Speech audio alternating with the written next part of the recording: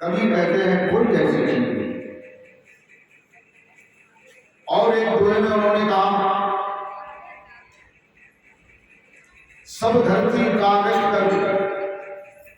देखो कितनी बड़ी बात, फिर कोई बड़ी बात, कितनी बड़ी बात कि सब धरती कागज कर। जितनी भी पृथ्वी है संसार में, अमेरिका, रूस, Japan, Afghanistan, Balochistan, Turkestan, Namibia, Turkey, Syria, Holland, Poland, Greenland, England, इन पूरी पृथ्वी को हम कागज बना रहे हैं और लेखन सब बन रहा है। जितने भी वन है उनमें जो वृक्ष है उनको सब लेखनी बना दूं, कलम बना दूं। कलम कितनी छोटी होती है, कितनी सी बड़ी। और एक जमुनी के पेड़ में ये खड़ा है, कितनी कलमें बने। और कितने संसार में पेड़ है, कितनी कलमें बन जाएंगी। और 7 समुद्र की मत्स्य करूं, कहते हैं जो 7 समुद्र है पृथ्वी पे, 7 ही समुद्र है।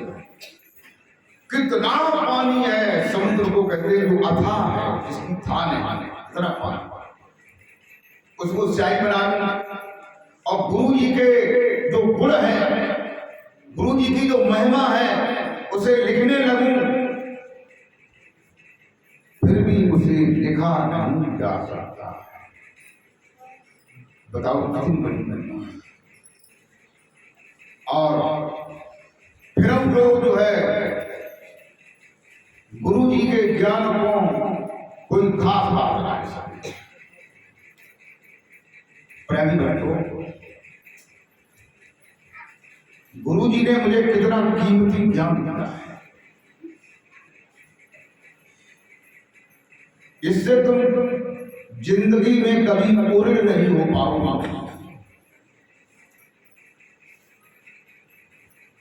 परशुराम ने भी कहा था माता पिता पूर्ण भय नी के, गुरु ऋण रहा सोच बड़े बड़े।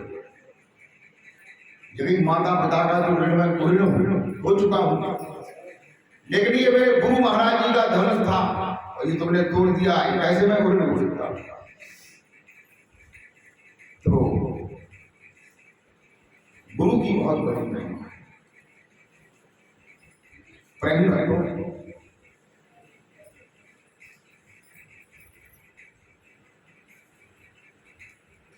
समाधि 2 प्रकार की होती है, संप्रज्ञात समाधि और असंप्रज्ञात समाधि। देखो हमारे जो भक्त हैं जब दीक्षा लेते हैं उसके पहले ही हवा फैली रहती है, गुरु जी सतलोक का सफर करा देंगे, ब्रह्मा से मिला देंगे, विष्णु से मिला देंगे, शंकर से मिला देंगे। जिन्हें ब्रह्मा विष्णु महेश से मिलाया, सतलोक में सतपुरुष से मिलाया, उसके मिलने के बाद जो है वे भी माटी हो गई, फिर मिले ही नहीं, फिर वहां गए ही नहीं, फिर कोई तवज्जो नहीं किया। और जो नहीं मिले वे दिन भजन करता है, और फिर ने रात में करो, दिन में करो, फिर ने गई वे प्रधान जी ना है मेदुपुरा के महान बिहार सब लोग चले गए, आज सब लोग और हमें जाइए ना है पार, हमें जाइए ना है पार। देखो तुम सतलोक की ओर मत भागो, तुम सत सुमरण की ओर भागो। सत्य का स्मरण करो, नाम का स्मरण, सबसे बड़ी चीज स्मरण।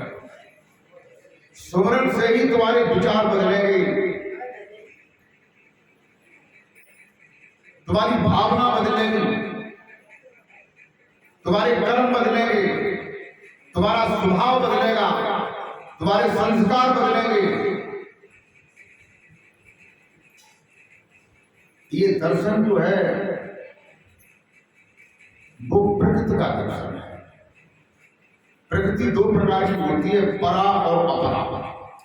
परा माने जो दिखाई नहीं देता है, अपरा माने जो दिखाई देता है। जैसे मंदिर में मूर्तियां हैं, संसार में आदमी है, देवी देवता है, ये सब आंखों से दिखाई देते हैं। और कुछ ऐसे हैं जो आंखें बंद करके ध्यान करने पर दिखाई देते हैं, वो भी प्रकृति के ही रूप है। प्रेमी भक्तों,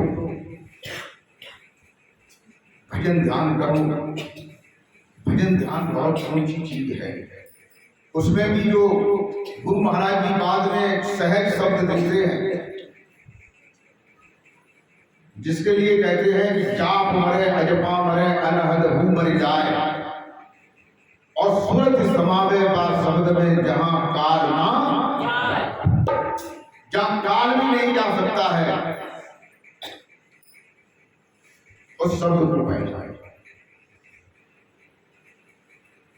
उस शब्द में इतनी लगन करो कि तुम काम भी करते रहो,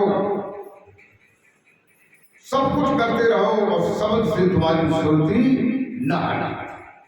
राजा जनक की तरह राज भी करते रहो,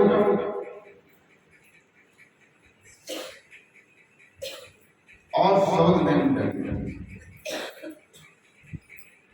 और ये मत सोचो, कुछ भी हो जाने पर ये मत सोचो कि मैं बहुत बड़ा संत हो गया, मेरे बराबर कोई नहीं है, ये मत सोचो। ये सोचो कि मेरा परमात्मा जो है सबके अंदर है, सब में मेरा प्रभु विराजमान है, मैं सबको प्रणाम करता हूं, मैं सबका सेवक हूं, सबके अंदर मेरा स्वामी है। ऐसा है तो तुम्हें अहंकार नहीं आएगा। प्रेम भक्तों,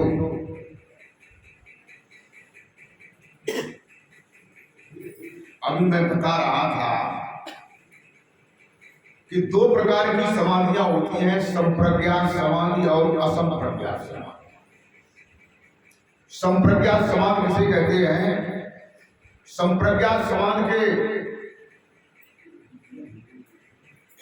कई एक भेद हैं, जिन भेदों में कहते हैं विचारानुगत समाधि, स्मृतानुगत समाधि, भावानुगत समाधि। यानी भक्त जो है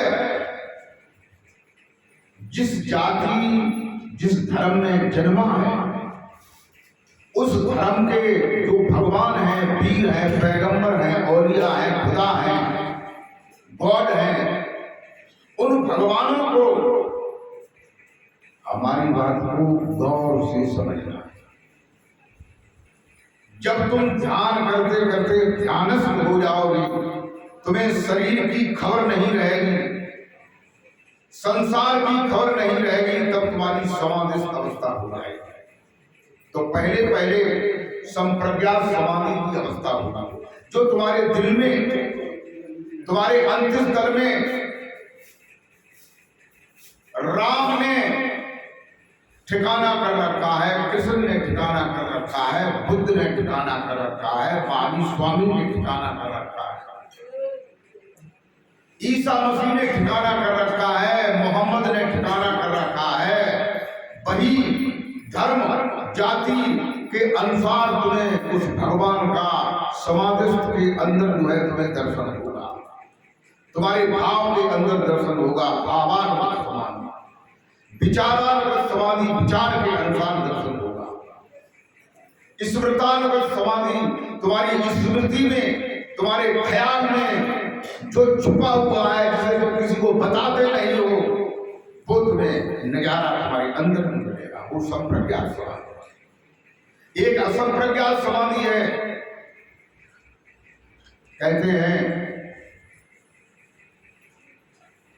चित्त के 5 स्वरूप हैं,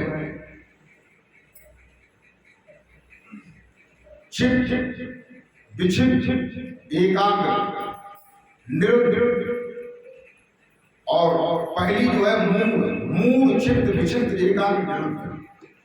जो निरुद्धावस्था है वो असंप्रज्ञात। निरुद्धावस्था का मतलब क्या है?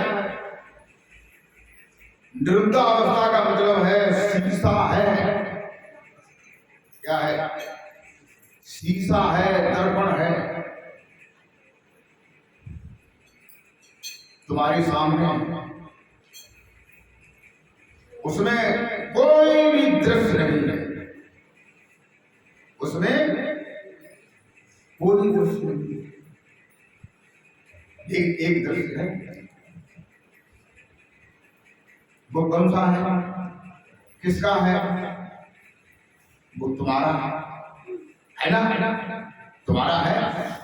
चित्त की चौथी अवस्था को कहते हैं एकांत।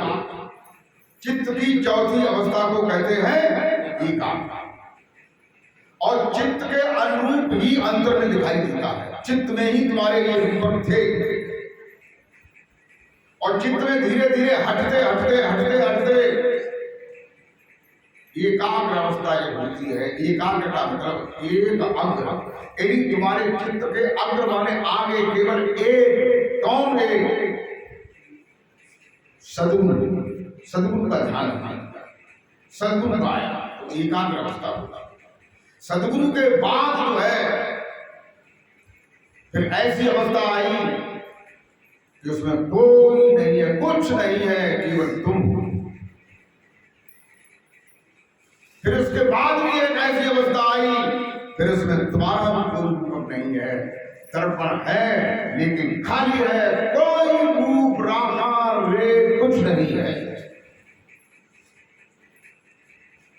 जिसे निरुद्धावस्था कहते हैं। निरुद्धा यानी कोई भी आकार।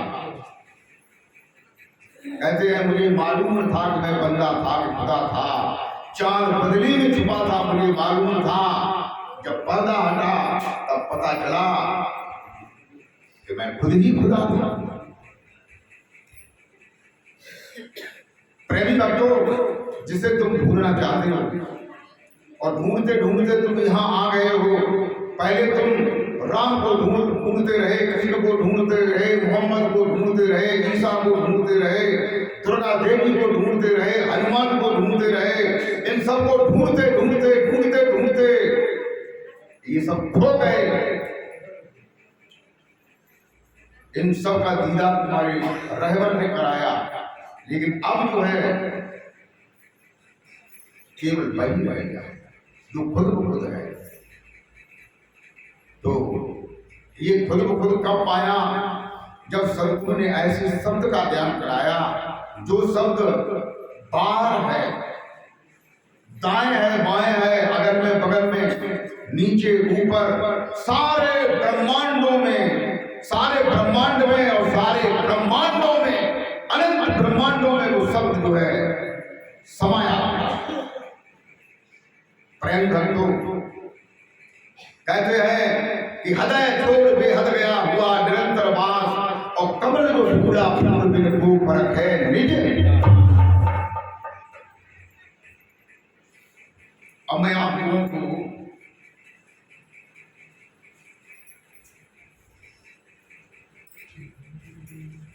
एक छोटा सा भजन सुनाना चाहता हूं।